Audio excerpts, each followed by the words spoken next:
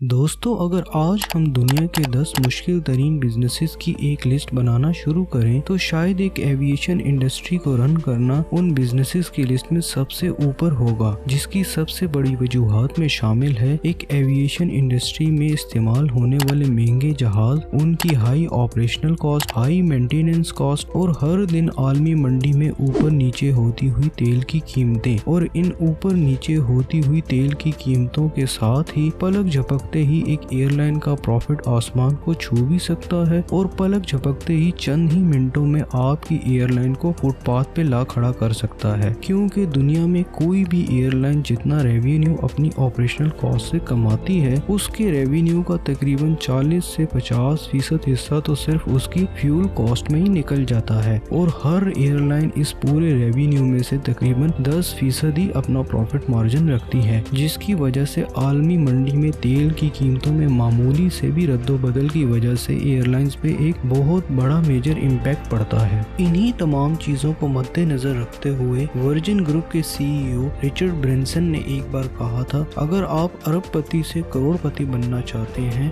تو آپ ایک نئی ایئر لائن لانچ کر دیں۔ اور دوستو، انہی تمام وجوہات کی وجہ سے دنیا کی سب سے بڑی ٹریول ڈیٹا کمپنی سیریم کی ایک رپورٹ کے مطابق کل 46 ایئر لائنز کو 2019 اور تقریباً 56 ایئر لائنز کو 2018 میں ناقابل تلافی نقصان ہونے کی وجہ سے اپنے فلائٹ آپریشنز کو بند کرنا پڑا، جس میں Go First, TWA، Trans World Airlines, چیک ایئر لائنز اور پین امریکن جیسی ایئر لائنز بھی شامل تھیں۔ جہاں دنیا میں اتنی ساری ایئر لائنز دیوالیہ ہو کے ان کو اپنے فلائٹ آپریشنز بند کرنا پڑے، اور جہاں آج بہت ساری airlines millions of dollars کا خسارہ برداشت کر رہی ہیں، وہیں ایویشن انڈسٹری میں ایک ایئر لائن ایسی بھی ہے جو کہ تقریباً پچھلے 40 سال سے آپریشنل ہے، اور ہر گزرتے سال کے ساتھ اس کا منافع بھی تیزی سے بڑھتا جا رہا ہے، اور جہاں دنیا بھر میں کووڈ کے دوران سال 2018 سے 2020 میں بہت ساری ایئر لائنز کو اپنے فلائٹ آپریشنز بند کرنا پڑے، اسی دوران اس ایئر لائن نے تقریباً صرف کووڈ کے دنوں میں $16 بلین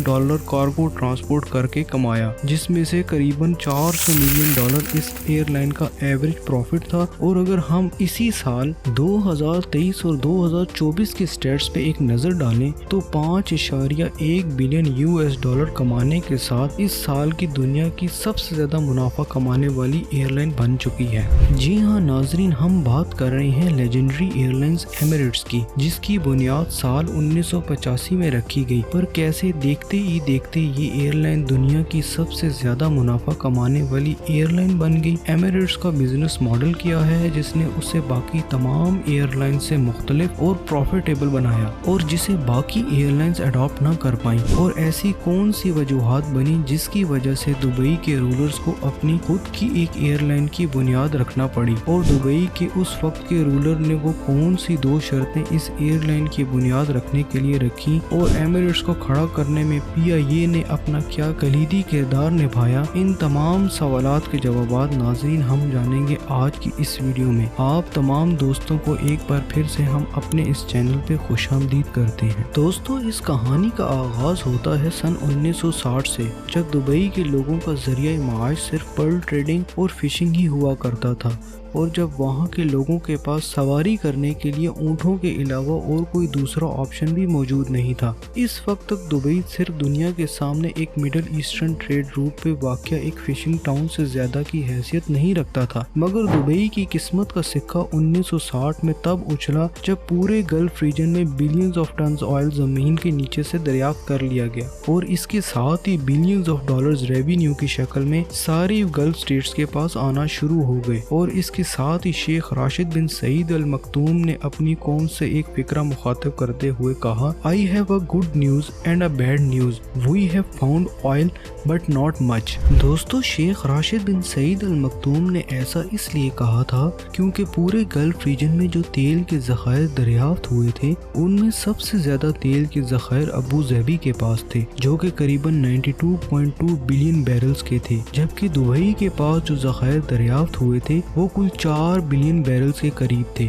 دبئی کے رولر شیخ راشد بن سعید المکتوم اس وقت کے بہت ہی دور اندیش رولر تب ثابت ہوئے جب انہوں نے یہ ایزیوم کر لیا تھا کہ اگرچہ ہم نے تیل کے ذخائر تو دریافت کر لیے ہیں، पर इस तेल के ज़खायर ने मुस्तकबिल में 5 से 50 से 60 साल बाद ख़त्म हो जाना है। लिहाजा हमें इस तेल से होने वाली आमदन को ऐसे बिजनेसेस में इन्वेस्ट करना है जहां से हम मुस्तकबिल में एक continuous source of income generate कर सकें। और अगर हम ऐसा करने में कामयाब नहीं होते तो दुबई 50 से 60 साल बाद दोबारा गुर्बत की दलदल में धंसना शुरू हो जाएगा। लिहाजा दोस्तों, यूं शेख राशिद बिन सईद अल मखदूम के बेटे मोहम्मद बिन राशिद अल मखदूम ने पूरी दुनिया से बिजनेस एक्सपर्ट्स को दुबई में बेस्ट बिजनेस आइडियाज देने के लिए दावत दी। और इन तमाम एक्सपर्ट्स के बीच जिस कॉमन बिजनेस आइडिया ने जन्म लिया दोस्तों, वो ये था कि दुबई के पास उसकी खुद की एक एयरलाइन होनी चाहिए। और इस कॉमन बिजनेस आइडिया के पीछे जो अहम वजूहात थी उनमें सबसे पहली और अहम वजह दुबई की स्ट्रेटेजिक लोकेशन पे वाक़या होना था। क्योंकि दोस्तों, अगर हम वर्ल्ड मैप पे एक नज़र दौड़ाएं तो दुबई दुनिया के ऐसे खित्ते में वाक़या है जहां से उसकी रसाई एवरेज 8 घंटे फ्लाइट की दूरी पे करीबन 5 अरब लोगों तक है। और ये तादाद पूरी दुनिया की कुल आबादी का तकरीबन 60% हिस्सा बनती है, जिसमें शामिल हैं दुनिया की तेजी से उभरती हुई इकोनॉमीज चाइना, इंडिया, सिंगापुर और यूरोप जैसे बहुत से डेवलप्ड कॉन्टिनेंट। चूंकि दुबई का एयरपोर्ट पूरी दुनिया के लिए एक ट्रांजिट हब के तौर पे इस्तेमाल हो रहा था, जिसमें यूरोप से आने वाली किसी भी फ्लाइट को रीफ्यूलिंग के लिए दुबई लैंड करवाना पड़ता था और रीफ्यूलिंग के बाद ही वो जहाज एशिया में अपनी प्लान डेस्टिनेशन पे लैंड कर सकता था। तो इन एक्सपर्ट्स ने ऐसी स्ट्रेटेजिक लोकेशन का फायदा उठाते हुए शेख राशिद बिन सईद अल मखदूम को ये मशवरा दिया कि दुबई की खुद की एक एयरलाइन भी होनी चाहिए जो इन 5 अरब लोगों को आपस में कनेक्ट कर सके। नाजरीन, दूसरी बड़ी वजह दुबई का मेडिटेरेनियन ट्रेड रूट पे वाक़या होने की वजह से दुबई की एयरलाइन इंडिया और चाइना जैसी इकोनॉमीज को अफ्रीका, यूरोप को साउथ ईस्ट एशिया, यूरोप को ऑस्ट्रेलिया और इंडिया को नॉर्थ अमेरिका से कनेक्ट करवा के वहाँ की गुड्स को एक मुल्क से दूसरे मुल्क में ट्रांसपोर्ट करके गुड्स की मद में भी एक अच्छा भला रेवेन्यू जनरेट कर सकता है। और इन्हीं तमाम रीजंस को देखते हुए शेख राशिद बिन सईद अल मखदूम ने इस बिजनेस प्रपोजल को एक्सेप्ट तो कर लिया, मगर इसके साथ ही 2 शर्तें और भी रखी। पहली ये कि अगर दुबई ने अपनी एक एयरलाइन खड़ी करनी ही है तो दुबई की एयरलाइन के क्वालिटी स्टैंडर्ड्स पे किसी भी किस्म का कोई कॉम्प्रोमाइज नहीं होना चाहिए। इस एयरलाइन को हर कैटेगरी में किसी भी एयरलाइन से एक बेहतर एयरलाइन होना चाहिए। और दूसरी शर्त ये रखी गई कि दुबई की गवर्नमेंट इस प्रोजेक्ट पे इनिशियल फेजेस में $10 मिलियन से ज्यादा की रकम इन्वेस्ट नहीं करेगी। और इन्हीं 2 शर्तों के साथ अगर दुबई की अपनी एयरलाइन शुरुआती दिनों में ही प्रॉफिट जनरेट करने में कामयाब होती है तो ही इस प्रोजेक्ट को आगे परसू किया जाएगा, वरना इसे दूसरी सूरत में फौरन बंद कर दिया जाएगा और मुस्तकबिल में दुबई की खुद की कोई भी एयरलाइन कभी नहीं होगी। यूं नाजरीन, 25 मार्च 1985 को जब एमिरेट्स की बुनियाद रखी गई तो बावजूद इसके कि दुबई उस टाइम दुनिया को तेल एक्सपोर्ट करके पहले ही बिलियंस ऑफ डॉलर्स कमा रहा था, मगर इसके साथ एमिरेट्स का बिजनेस मॉडल शुरुआती दिनों में इतना टॉप नॉच तरीके से डिजाइन किया गया था जिसका सिर्फ एक ही मकसद था कि कम से कम पैसे खर्च करके ज्यादा से ज्यादा मुनाफा कमाने और एक प्रॉफिटेबल एयरलाइन को खड़ा करना। और इसी वजह से एमिरेट्स ने स्टार्ट में ही बजाय खुद के जहाज खरीदने के वेट लीजिंग के कॉन्सेप्ट को अडॉप्ट कर लिया। नाजरीन, आप में से बहुत से लोगों को शायद वेट लीजिंग के कॉन्सेप्ट के बारे में मालूम नहीं होगा, तो हम आपको बताते चलते हैं कि वेट लीजिंग एविएशन इंडस्ट्री में 2 एयरलाइंस के बीच एक ऐसा एग्रीमेंट होता है जिसमें एक एयरलाइन जो कि लेसर होता है किसी भी दूसरी एयरलाइन जो कि लेसी कहलाता है को अपने जहाज का क्रू और मेंटेनेंस की इंश्योरेंस फैसिलिटी फराहम करता है और लेसी इसके बदले लेसर को पर ऑपरेटेड आवर की बेसिस पे तय की गई रकम अदा कर देता है। एक बार जब लेसर लेसी को ये तमाम चीजें मुहैया कर देता है तो लेसी की जिम्मेदारी सिर्फ जहाज का fuel cost, airport faeces, taxes और दूसरे एक्सपेंसेस को पूरा करना रह जाता है। एमिरेट्स की बिजनेस मॉडल में यहाँ एंट्री होती है PIA की, जो वेट लीजिंग में एज अ लेसर अपना किरदार अदा कर रहा था और Emirates airline as a Lesi.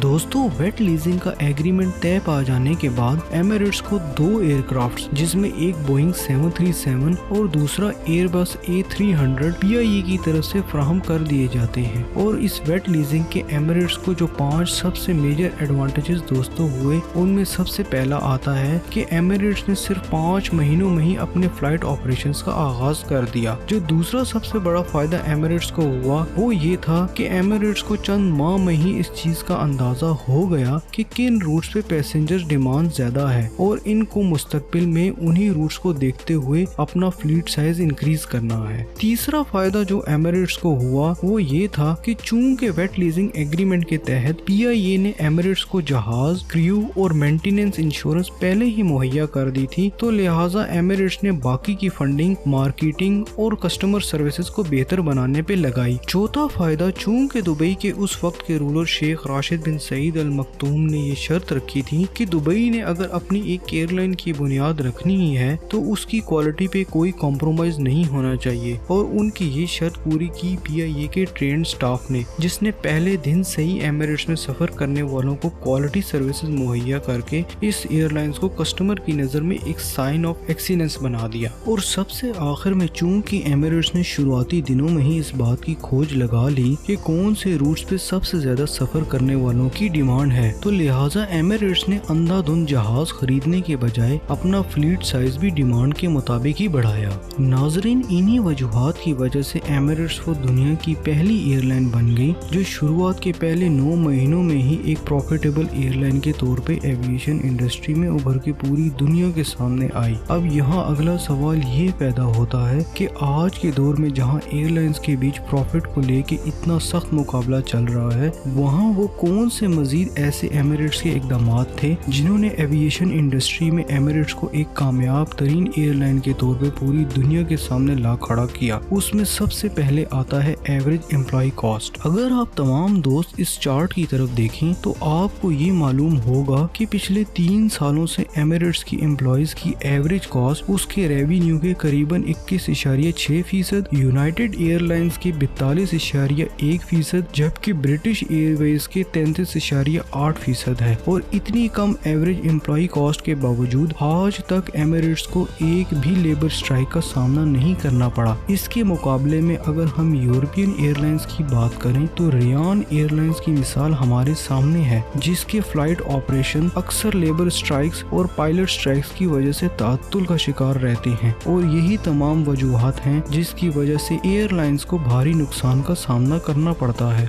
इसके मुकाबले में UAE ने इस सूरत हाल से निमटने के लिए 2 बहुत ही अहम कदम बहुत पहले ही उठा लिए थे। सबसे पहले तो UAE का कानून आपको किसी भी किस्म की ट्रेड यूनियन बनाने की इजाजत ही नहीं देता, ताकि कोई भी एयरलाइंस को ब्लैकमेल करके कलेक्टिव बार्गेनिंग न कर सके। और दूसरी वजह है एमिरेट्स की वर्कफोर्स डाइवर्सिटी, जिसका मतलब है एमिरेट्स में काम करने वाले एम्प्लॉइज का ताल्लुक 160 मुख्तलिफ ममालिक से है, और इतने ज्यादा डाइवर्स एनवायरनमेंट में लोगों को किसी एक कॉमन इशू के गिर्द इकट्ठा करना करीबन नामुमकिन होता है। दोस्तों, इसके अलावा एमिरेट्स अपने हर हायर होने वाले एम्प्लॉइज के साथ एक फिक्स टर्म कॉन्ट्रैक्ट साइन करता है, जिसकी वजह से एम्प्लॉइज की तरफ से किसी भी किस्म की अनऑथराइज्ड स्ट्राइक की सूरत में या तो उसे कंपनी से टर्मिनेट कर दिया जाता है और या तो उसके खिलाफ UAE के कानून के मुताबिक लीगल एक्शन ले लिया जाता है। जहां एक तरफ एमिरेट ने एम्प्लॉइज मैनेजमेंट से रिलेटेड इतनी सख्त पॉलिसीज बनाई हुई हैं, वहीं दूसरी तरफ वो अपने एम्प्लॉइज की वेल बीइंग का ख्याल रखते हुए उन्हें ऑफर करती है competitive tax free salaries, accommodation और बाकी बेनिफिट्स, मगर उसकी सिर्फ एक ही शर्त है कि कोई भी एम्प्लॉय कंपनी में किसी भी किस्म का कयास पैदा नहीं करेगा। और यही तमाम कंपनी की स्ट्रेटजीज हैं जिसकी वजह से ना तो एमिरेट्स की फ्लाइट ऑपरेशन आज तक ताअत्तुल का शिकार हुई है और ना ही एमिरेट्स की लेबर कॉस्ट एक ऑप्टिमम लेवल से ऊपर जा सकी है। नाजरीन, एक और चीज एमिरेट्स के बिजनेस मॉडल में जिसने उसे एयरलाइंस की लिस्ट में सबसे ज्यादा मुनाफा कमाने वाली कंपनी बनाया है, वो है एमिरेट्स की फ्यूल स्ट्रेटेजी। पहला तो ये कि दुबई के खुद के पास बहुत सारे तेल के ज़खायर हैं, जिसकी वजह से उसे ना तो बहुत ज्यादा ट्रांसपोर्टेशन कॉस्ट अदा करना पड़ती है और ना ही एमिरेट्स को उसकी डिमांड और सप्लाई में बाकी मुल्कों की एयरलाइंस की तरह किसी भी किस्म की डिस्ट्रप्शन का सामना करना पड़ता है। दूसरा, फ्यूल की आलमी मंडी में गिरती बढ़ती कीमतों का फर्क एमिरेट्स पे ना पड़े, इसलिए फ्यूल हेजिंग एमिरेट्स के बिजनेस प्लान का हिस्सा है। इसका सादा अल्फाज में मतलब ये है कि एमिरेट्स ने ऑयल कंपनीज के साथ ऐसे एग्रीमेंट्स किए हुए हैं कि मिसाल के तौर पे आज आलमी मार्केट में अगर तेल की कीमत $40 पर बैरल है तो एमिरेट्स उस ऑयल कंपनी के एग्रीमेंट में तयशुदा वक्त के हिसाब तक कुछ % ऊपर एक खास वक्त के लिए एडवांस में प्रीमियम ادا کر دے گی، جس کا مطلب ہے کسی بھی جیو پولیٹیکل ایونٹ کی وجہ سے تیل کی قیمتیں اگر بڑھ کے $70 پہ بھی چلی جاتی ہیں تب بھی ایمریٹس کو طے شدہ وقت تک اسی کانسٹنٹ ریٹ پہ ہی تیل مہیا کیا جائے گا، اور اسی انشورنس پالیسی کے تحت ایمریٹس پہ وولٹائل فیول پرائزز کا کوئی اثر نہیں پڑتا، جس کی وجہ سے ایمریٹس باقی کا بجٹ دوسرے ہیڈ میں خرچ کر سکتا ہے جیسے کہ مارکیٹنگ وغیرہ، اور ایمریٹس کو یہ چیز بادر نہیں کرنی پڑتی کہ یک دم سے آئل کی پرائزز بڑھ بھی گئیں تو ان کو سارا پیسہ باقی ہیڈ میں سے نکالنا پڑ جائے گا۔ اور یوں فیول ہیجنگ کی وجہ سے ایمریٹس کو اسٹیبلٹی اور پریڈکٹیبلٹی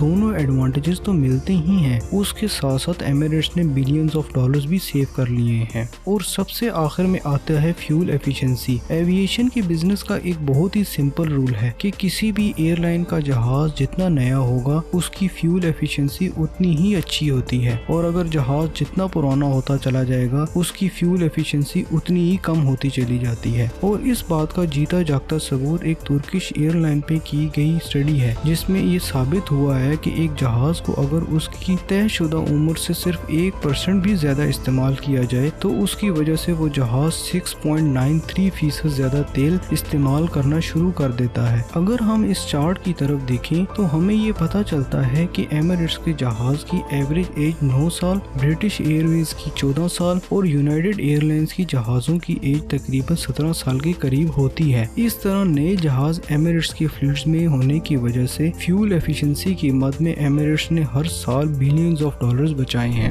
امید ہے آپ سب کو ہماری یہ ویڈیو بہت پسند آئی ہوگی۔ اس ویڈیو کو لائک، کمنٹ اور شیئر کرنا مت بھولیے گا۔ ہمارے چینل کو سبسکرائب کر دیں اور بیل آئیکن کے بٹن کو بھی دبانا مت بھولیے تاکہ مستقبل میں آپ کو ہر آنے والی نئی ویڈیو کا نوٹیفیکیشن موصول ہو سکے۔ آپ تمام ناظرین سے درخواست ہے کہ اپنا بہت سا خیال رکھیے گا۔ ملتے ہیں اپنی اگلی ویڈیو کے ساتھ۔